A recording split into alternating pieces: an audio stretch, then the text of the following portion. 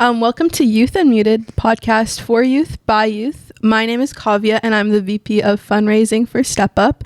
And I'm here with Abby, and we're talking about online hate and racism online in online spaces. So how are you doing today? I'm pretty good. Here it's a bit chilly today, hence why, long sleeve and everything, but yeah, can't complain. Right. Well, it's been raining outside. I'm excited for summer though. And it does not feel like summer right now with all the rain. I know we need it for like forest fires and stuff, but right. I also want some sun. Yeah, but summer vacation for me starts next week. Oh, so yeah. I'm excited for that. She's still in high school, so she's still going, but I'm in university. I've been done for like probably a month now. A month? Nice. So lucky. I'm excited for university because it's a longer break. Yes. But this is your last like high school summer. Yeah, that's scary to think about actually. It's okay. And then when's your grad? Next Tuesday. So I have to get my commencement dress today actually. So I have to go after this. Busy schedule. Right. But I'm excited. I'm a 2020 high school graduate, so I envy anyone in high school. I didn't get a grad. No, that's so. I know during COVID, I was just like always online on my phone and stuff like that. So it definitely was so prominent during COVID times, especially like the topic that we're going to talk about today. Yeah. So I think the first question would be like, what are some types of online hate that you can see online, whether it be on like Instagram or other forms of social media platforms like YouTube or TikTok, which has been like so popular recently? I think because we live in Canada, so a lot of things we're going to talk about like within the Canadian context. I think anti-immigration hate has, I don't know what, it felt like overnight almost. Right. It was nothing, and then like everyone, and even immigrants were anti-immigration, where I'm hearing like family friends where I'm like, y'all moved here like 5 years ago. Like, what are you talking? But yeah, in terms of online, I think all the different cities have like their Instagram page. So like we're at Edmonton, we have Yeg Wave, you have YYC Wave, you have Six Buzz. Yeah. I think that is the devil's playground when it comes to online racism. Like people just feel so comfortable to say the things that they wouldn't necessarily say to someone's face. I don't know if it's like, they feel protected. They have like a barrier of like, oh, they can't touch me. They can't do anything to me. They're more anonymous online, and it's like harder to track people down. They're not really held accountable for their actions. So it's easier to say things when you're not really looking at them face to face. And I know like recently with like the Air India crash that happened, like everyone was in the comments of all those posts saying like things that are like racist, even though these people like they all died and like lost their lives. And I think that was like a really crazy thing that happened, and I was just so scared of that. This is what like our society has become. 100%. Like anytime, I don't remember the full story, but there was an international student, I think she went to McEwen, that got hit by a truck. Oh yes, a couple months ago. And I read the post, my immediate thought was like, holy cow, like this truck driver, like we need to find who this guy is. I feel sorry for this girl's family. I can't even imagine, like, with her being an international student, her mom probably had to hear over the phone. Like, there's so many aspects that came to my mind. And you go into the comment section. Yeah. And not a single person is any type of, like, remorseful of this girl who was younger than me that just, like, got hit by a truck. Yeah, and I think it's even worse because sometimes they won't make like outright racist comments, so it's hard for Instagram to detect it. They'll like make little comments that are like that, like the truck smelled like curry or something like that. So then it's like harder for Instagram to detect it because it doesn't. Yeah. It's not like outright bullying, and even if you report it, it's not going to get detected by Instagram. So it's just hard for social media platforms to like govern the online world as well. Oh, 100%. And it's scary, man. And it's so crazy because I've had comments that got deleted on Instagram, and it's like, I am not saying wild things. I have seen much wilder. So I'm really curious as to like, what are these? For example, anytime we try to promote our events on Instagram, it always gets rejected because they say it's too political. And all we do is like an anti-racism event for kids. Yeah. It's literally for like 10 to 15-year-olds, and it's like too political to promote. But then you see, oh, that's allowed everywhere else. It's like, yeah, so then it's hard for us to like even get out there and spread the word when these platforms are like against us and allowing other things that are clearly like more detrimental to the online world like to stay on the platform anyways. So yeah, I think that's like, there's so many different types, whether it be like in the Egg Wave comments or on TikTok. It's even more prevalent like in comments as well, because people are so on there, especially after COVID and after it got popular. Like everyone's on TikTok. Yeah, I think we got comfortable living our lives there. Yeah. But then I think it does, yes, during COVID, as someone who like felt very alone during COVID, and like social medias and stuff really helped me get through the pandemic. So there are like pros to it, but there's also such a negative of like the things that happen on social media can have such huge impacts on our personal lives as well. We can't just turn our phones off and then the feelings kind of go away with it. Those stay with you. And I think I feel like older generations don't get that. Like, you know, when they talk about social media and stuff, it's like they're like, oh, like because you're on your dang phone so much, if you turned it off you'd be better. It's like, that's not how that works.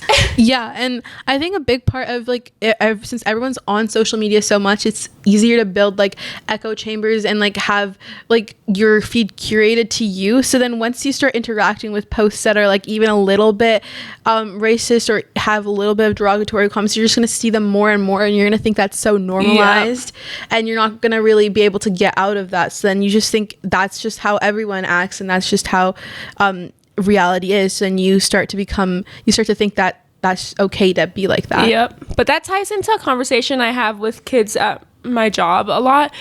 I went to a school and we were saying, you know, when you come across negative, hateful, harmful content, you gotta like just keep scrolling, do not interact with the post.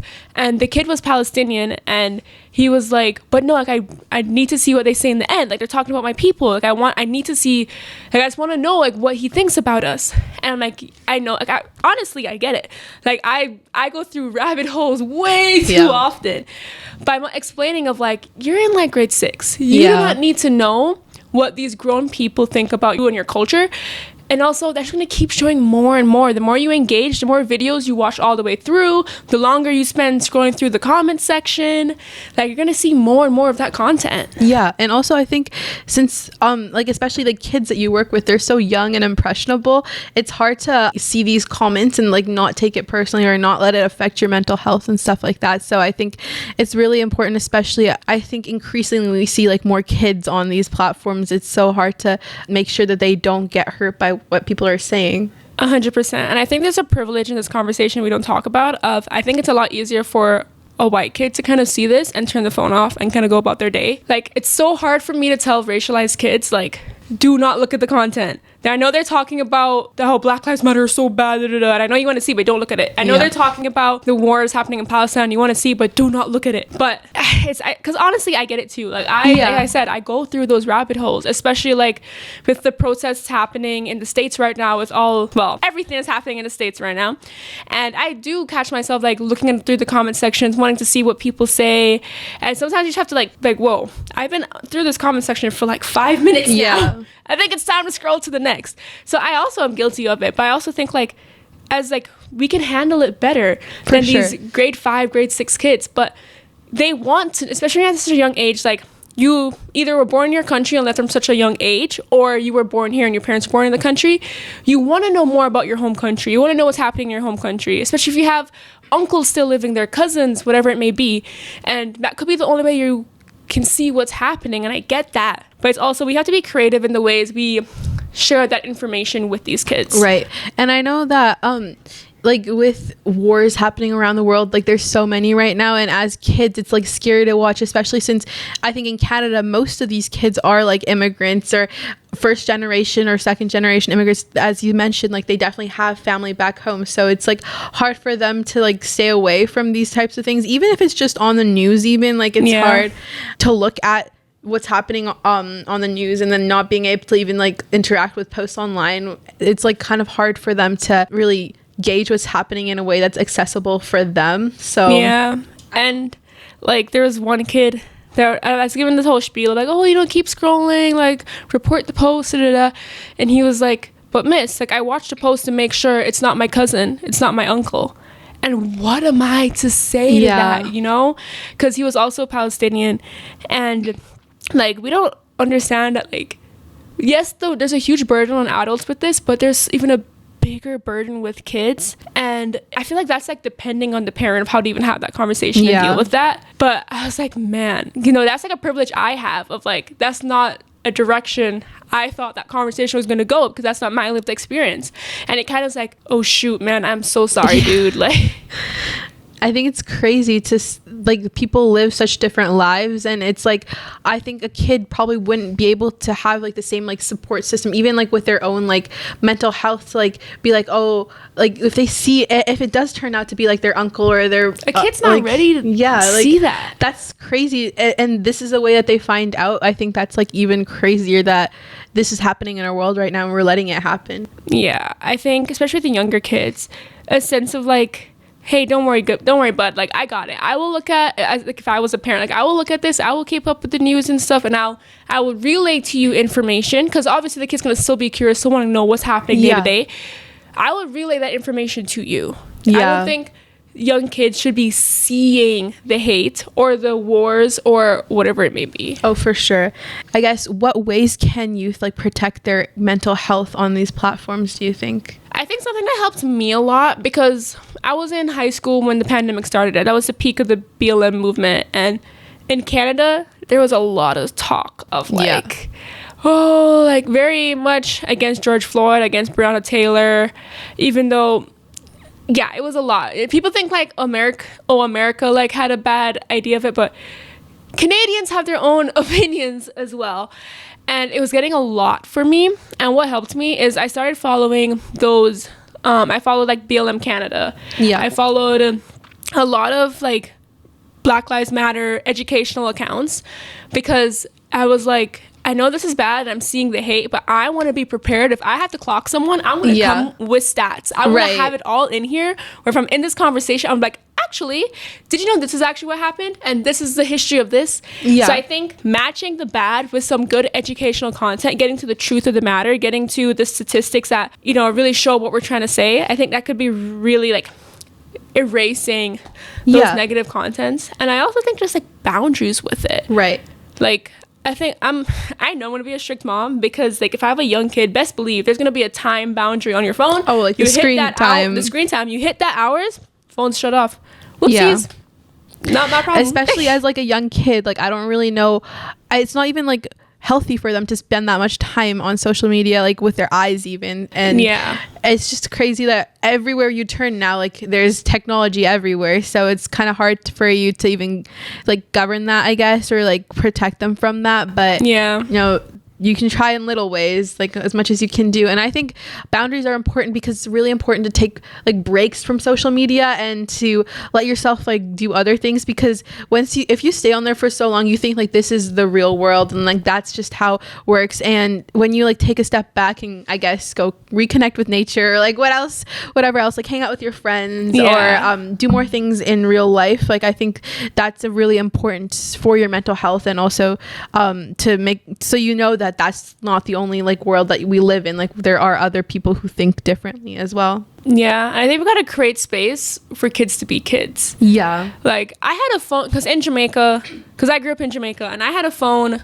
from probably grade 3 for safety reasons. Like, it's Jamaica. I needed to be able to call 911 whenever I need to, especially because I did a lot of sports or whatever. But I always had a phone, but like I wasn't on it. It was to call. I could play games on it. I had games on it, but like I'd rather go outside and be with friends. I'd rather go play. And I do think that like parents after COVID have been more like sheltered with the kids, I'd say. But I think if we were like, oh, like, need to go out, but then we need to like force them out. If they're so used to especially kids who are like, you know, like they were born maybe a year or two before COVID, because that's kind of who's starting the social media world now.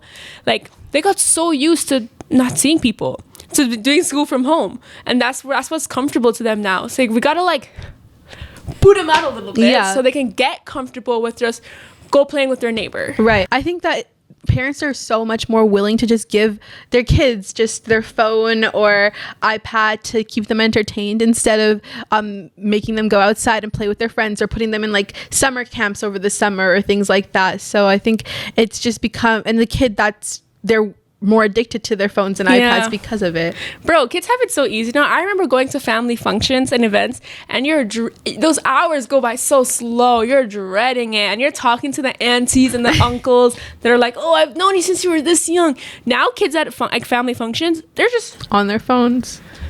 Like, it's a part of, I feel like it's a lesson you learn of like, you're not gonna like everything. Yeah, and also I think that schools have started to notice that, like with the new cell phone policy and stuff like that, like they are really cracking down against technology in schools. Which again is crazy, because I had like a phone jail my grade 12 year. Yeah. But like, it's kind of like we didn't need it. Like no one was just like casually scrolling through Instagram during class because it's class. Yeah. So it's so crazy that like we're now are like reliant, how much we like need technology and need our phones is so different now to like before COVID. And kids are like going crazy that this was even put in place. Like they were like, how are we going to survive without our phones at school? So I think that really goes to show like how people rely on their technology so much to keep them entertained, and how like short attention spans have become. To be fair, I know I'm also bad. Like TikTok is like my main like social media I use, just because I think that's where the funniest people are.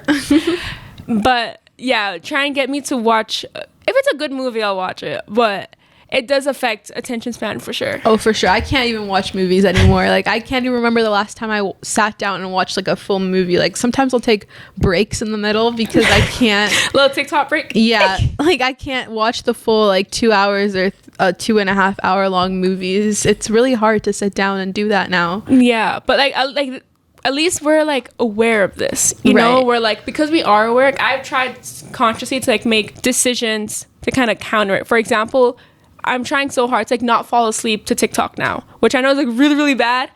That like I got to that point, but that's the only thing that I can use to fall asleep. Now I'm trying to read books before bed. It's so hard to even like do things like that though. Like for example, like I tried to use screen time for my TikTok, and I put 30 minutes on it, and like I made it so I don't know the screen time password, so I can't I can't just bypass it. But now I just go on Instagram Reels and then scroll on there, and then if I didn't have that, I would go on like YouTube Shorts. So it's just literally for Lent I deleted TikToks. Like, okay, I'm just gonna like let it go, and I just end up being on Instagram Reels. And I was like, man, I can't keep finding a loophole for this. No, I know. But one of my friends, like, he decided like he's on an Instagram break and a TikTok break. So he's like the only form of like social media or like entertainment on technology that I'll allow myself are like long form, like YouTube videos or like long form things. Cause I think that is such a good thing for your attention span, and to like sit down and watch like longer things.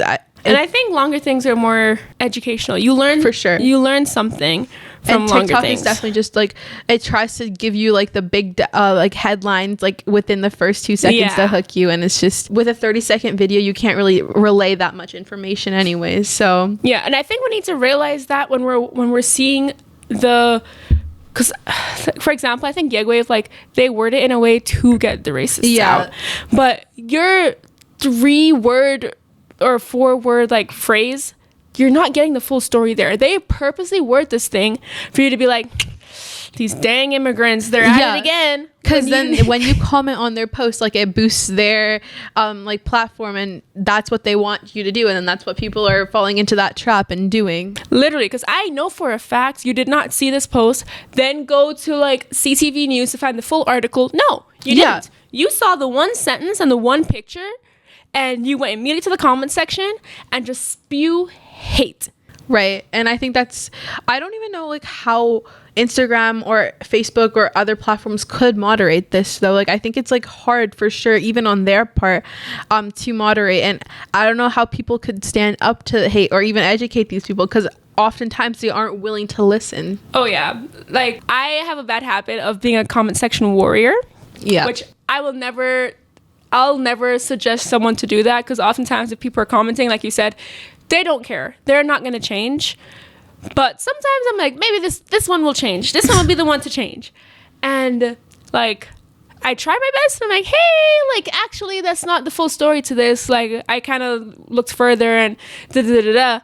But at the same time, all I get back is like, no, man, I'm telling you, our country went downhill ever since these immigrants came in. Yeah, and I think change, like, in your worldviews, like, I think that people are so, like, polarized now, and people aren't willing to even hear the other side of the story. They're just, like, so locked in on their views, and they don't really care what the other people have to say. They're not going to change anyways. Oh, 100%. And also, social media has made us have one image of when we think of immigrants, and people oftentimes don't know that, like, I spent like to this, like, majority of my life was not in this country, so people feel so comfortable saying things, and I'm like, I know I may sound Canadian, but buddy, I hate to break it to you, I'm one of them. Yeah, and also immigrants are, like, such hard workers, and they do so many things. Like, I saw this on TikTok or somewhere, and I was like, this woman was asking Trump, she was like, if you kick all the immigrants out, like, who are gonna clean your toilets? Like, who's gonna be there to, like, do things for you? Like, you're not gonna have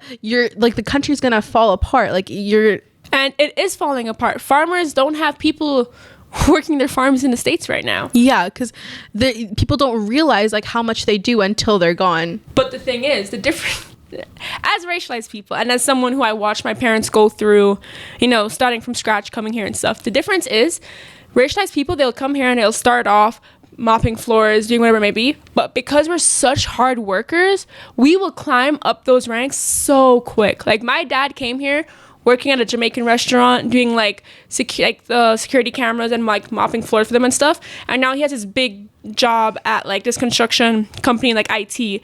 And the way we climbed it in like 5 years. Yep. And that, I think that's what scares people. Yeah. Of how hard we work and how quickly we can, like, because the thing is, we have the education. Right. Like, they don't acknowledge our education. Yeah, that's another thing. It's so hard to, like, even if you're like a doctor or like a lawyer somewhere else, like, you have to come back and write the tests, which are expensive again, and also then you probably have to do schooling because you don't want to like fail the test that you write. So yeah, just a million barriers. But I think this really ties into the fact that, like, what pushes the narratives on social media are just blatant microaggressions and stereotypes, and not true things that define the immigrant experience.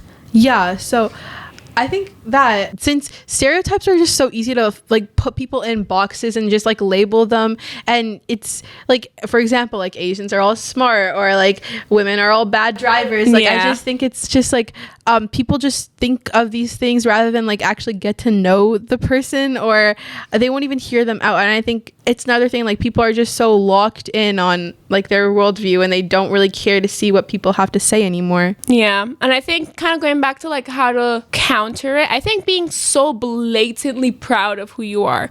Like, when I first moved here, because of all the negative things I saw online from like people and stuff, I really tried to like Canadianize myself as quickly as possible. Hence why I sound like this today. You'll hear me talk to my parents very different than I talk here. I kind of realized where it's like, if all they're seeing are these stereotypes and microaggressions, and no one's explaining to them the true experience of what it's like, because I'm Jamaican, the true experience of what it's like growing up in Jamaica. It's, we don't all live in huts, we're not all criminals, whatever it may be. So now if you see my social media, I am the most proud Jamaican woman you've ever seen. Like, I always post things everywhere.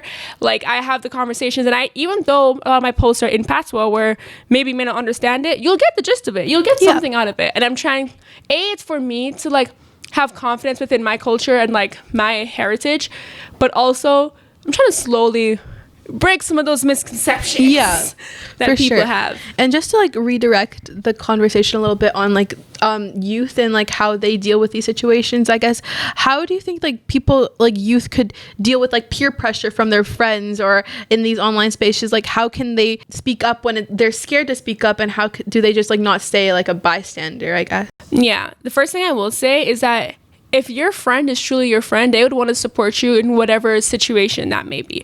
And that's something I took forever to learn. Like, in high school, you have a lot of situational friends where you want to be friends with them, you have the same classes together, whatever. Was after I graduated high school and went to university, it's like, if these people aren't supporting me in this situation, then they're not my true friend. You're not wanting what like my best interests are. And that's something that's like a hard pill to swallow, but I do think kind of starting thinking like that of, if someone's your friend, they'll support you for you through and through. And I think when you're like younger, when you're in high school or junior high, you think your world is so small, like you only know like these people, but when you get into like the real world, like you realize like there's so many more people out there, and you're gonna find people who you connect with more and hold the same values as you and morals. And I think that's like, friendships should be based on like the values and morals that you hold, and not just like you being put into the same place and then forced to be friends. 100%. And then I'll never say put yourself out there, in the sense of like, if you don't have the mental capacity to have this conversation and to kind of like go bar for bar with someone in an argument, like I will never say like go do that, but I will say there are power in numbers, where if you see your friend, you know, trying to say, hey, I don't think that's right, I don't like when you keep leaving these comments, I keep seeing you in the comment section, if you see your friend like really going for it, double down with your friend. Like, actually, I agree, I saw your comments and I think that's actually really messed up. Yeah, there's such power in numbers, and I think we're very individualistic in a sense of like, you know, that's not my problem, then we're talking about my race, so like, you know, I don't want to like put myself out there. But if you can lean on one another, that can make your unity so much stronger, and then the things you can challenge, like, unstoppable. Yeah, and also I think it comes down to the fact, like, do you think like this is a productive conversation that you're having? Like, do you think that you really will be able to change their mind? Because there's no use in you just yelling at them and them yelling back and just like having like a not really productive conversation. Like, it's more worth it if you can actually even just influence them a little bit to like go look at more of the facts, or go look at like more research, or lead them in the right direction. I think that's what is most important. Like, don't waste your time, obviously, or your mental health. 100%. To go talk to someone who isn't willing to even like look at your way at all. Yeah, and if it's a friend, I would hope your friend would want to do that extra learning, that extra understanding. And also, social media, your digital footprint is there forever. Right. So if it's something that's so severe and you're like, man, I don't know what to do about it, if you screenshot that and send to a principal, send to a teacher or whatever, how are they gonna know it's even you? Like, you literally, it's everywhere, it's so public. And also, I know in Edmonton, EPSB, they can look up code words on whoever uses the school Wi-Fi, and if you have posted something using the school Wi-Fi with that word, they can say, oh, we pulled it from the school Wi-Fi and we saw that you did it. Yeah, and I think I think that's so like crazy, because my teacher was talking about like some instances where this happened, and also like where the school has had to like crack down on and like students because they were saying like racist things or like misogynistic things or things like that. Like, and I think it's like at school, at least, like you feel a little bit more protection because at least like someone up there is like looking out for you in a sense. 100%. And I think if you're in high school, like use that to your advantage, where like you're not alone. If I know for a fact, I've been in, because like for my job, I go into a bunch of different schools and classrooms, and teachers are there to support you. Yeah. At the end of the day, you know? So if you have your power numbers and you're saying, hey, we're all seeing this, and it's not just a one-time thing, like we're seeing this time and time again, they're there for you, you know? Yeah, and peer pressure is so hard because obviously you want to stay with your friends and like you don't want to seem like the odd one out, but you just like have to keep in mind like you're not alone. Like there are people who would support you in what you're saying, and maybe it's time to like go find those people rather than being with like these people who are not even like, they're not sharing your morals or not sharing your values, and they're spreading these like negative beliefs. 100%. Like when I started university, I had a friend, and like, which was like, I don't give too much, but people would kind of like associate what she was saying with me because we were friends, and there were so many things she would say where it's like, I do not, and I will tell her, hey, I don't think you should be saying that, I don't really support that. But because, you know, you just see these two people hanging out together all the time, you're like, oh, like her opinions is probably what Abby believes as well.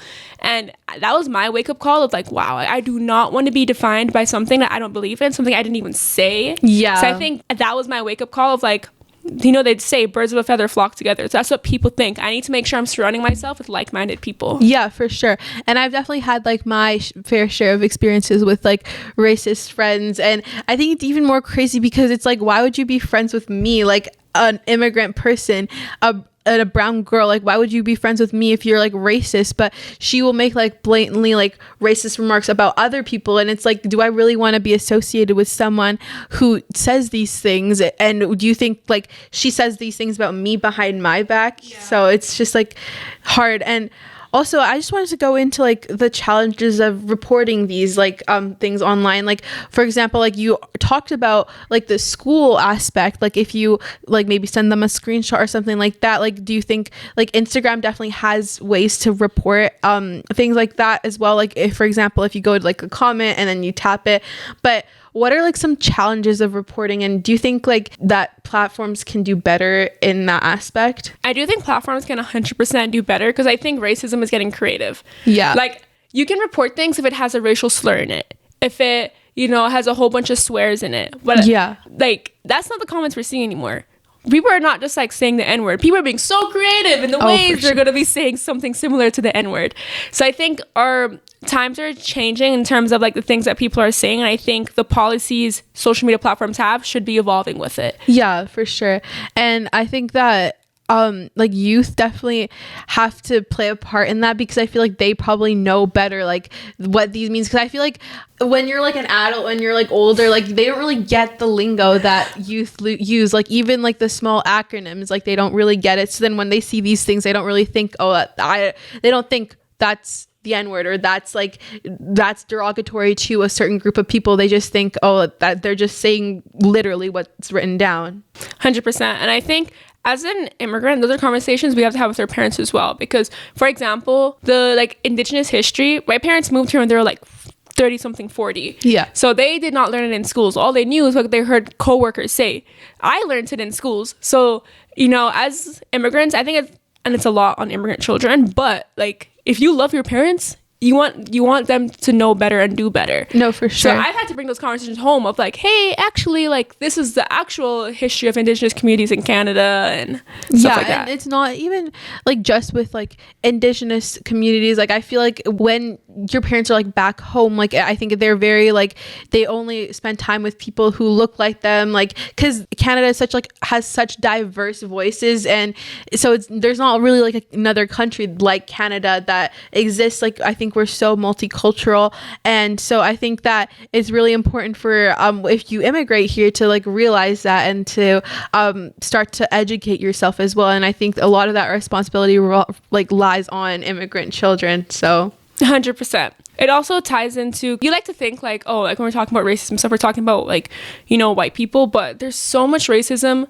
within different races as well. And I think in order for us to really be able to fully counter racism and counter this hate is if we have unity within racialized groups and us to like collectively learn from one another, learn each other's lived experiences, and then counter racism together.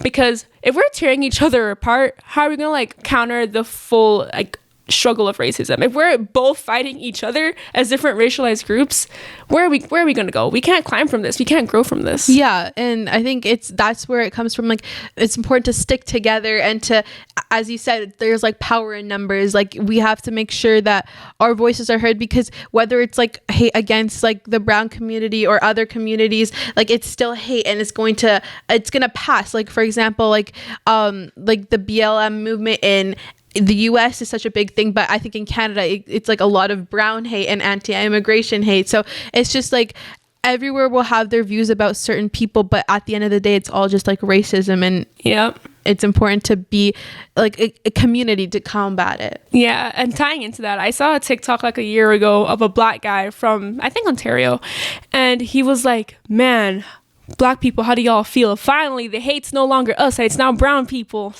Is that's what we're happy for? Like it shouldn't be a battle of like who's gonna be at the bottom of the list this year. Yeah. And is that really the message that you want to spread, right? Like I think it's like important, like because people might be like, oh, like now the hate's not on me, so I don't have a responsibility to even like interact, like to stand up for it, against it. But you never know like when it's gonna be on you the next time, and then if no one's there to help you out, like how can you combat it too? Like I think it comes down to like treat others the way you want to be treated. And also, do you really think these racists woke up one day and was like, oh, I love black people now I hate brown people? No, they still very much hate all racialized people. It's just that there's now a new main target. Yeah, and they're just not as vocal about like hating them. But if something happens with the black community, they will sure like go and target them instead. If you encounter them and like let's say you butt them in line or something, they're still gonna come for you. Yeah, you're gonna be like, oh, but you go, you got this. No, they still have those preconceived notions about you. Right. And I think it's important to educate. Like, I think it's so hard to educate people nowadays, like on everyone things. thinks they're 100% right. Yeah, exactly. And no one's willing to even take like the time out of their day to go look at like actual valid or creditable like sources. Now it's just these social media platforms have become like everyone's main search like source of information. Like, and I think everyone's so busy nowadays that like the 5 seconds that they see on TikTok is now like their viewpoint for their life. Like, that's all the time they got. Yeah, and no one's going to look at any links that are linked or like any sources that are mentioned. They're just willing to look at whatever is on TikTok or Instagram and just say that is the facts. 100%. But I think we got to start realizing that we all have opinions, and these posts are coming from someone's opinion. Right. So if you want to, for example, like I'd use TikTok and stuff, if like I'd use it to know something's happening. Like, oh, I see comments about a protest in LA. Oh, I now know a protest happening in LA. That's all the information I am taking from this post, because everything else is going to be opinion based. So now that I know there is a protest in LA, I can now do my research of looking at news articles of these protests. So it uses that initial, but that's it. Everyone has like inherent biases when they're making these posts or things like that. Like as you said before, like Yegwave tries to make their captions to encourage these racists, encourage these haters in their comments. So I think it's important to recognize these biases and move forward, because I think journalists, like, they try to have like less biases when they're trying to talk, but obviously there are certain news platforms that are more biased than others when they're talking about topics. So I think it's really important for you to try to take a step back and like really evaluate where you're getting your information and making sure that it is like credible and an actual good source to educate yourself with. 100%. And there are good ones out there. I just think we don't do the extra work of looking for them. Like, if you want to educate yourself on different issues, I can guarantee you there is an Instagram account whose sole job is to create educational posts about this lived experience. Yeah.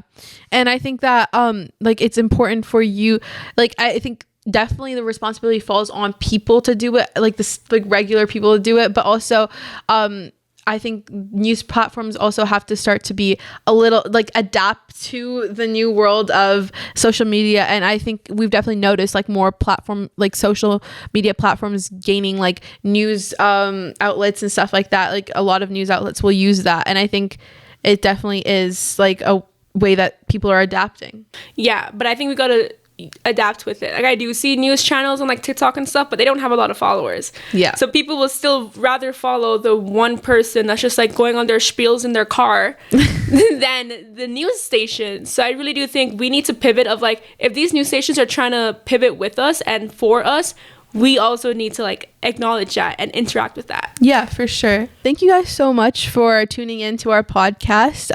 We really enjoyed talking about these topics today. And I think this was like definitely a very productive conversation that we had. And definitely follow us on Instagram and other platforms that we have. And we try to be one of the good social media platforms out there and try to educate the public in the right way and stay connected. And we hope to see you next time on Youth Unmuted. Yeah. Bye, guys.